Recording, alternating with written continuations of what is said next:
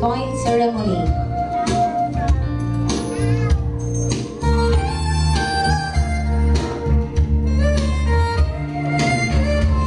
The husband gives to his wife, therefore pledging that all material wealth jointly belong to his wife, and that he will support her to the utmost of his ability. He is now her provider.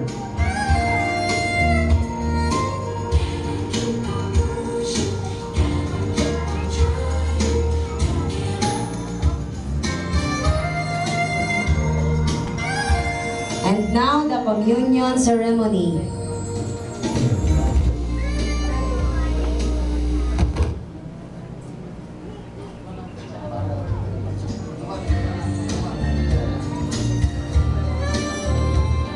In 1 Corinthians 11:23-25 says, "For I received from the Lord that which I also delivered to you, that the Lord Jesus in the night which he has betrayed took bread, and when he had given thanks, he broke it and said, This is my body, which is for you. Do this in remembrance of me.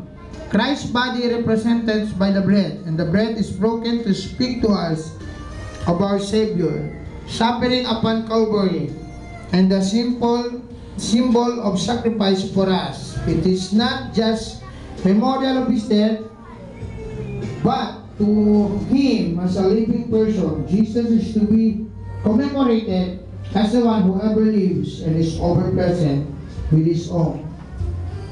In the same way, he took the cup after supper, saying, The cup is a new covenant of my blood. Do this as often as you drink it in remembrance of me. Christ's blood represented by wine.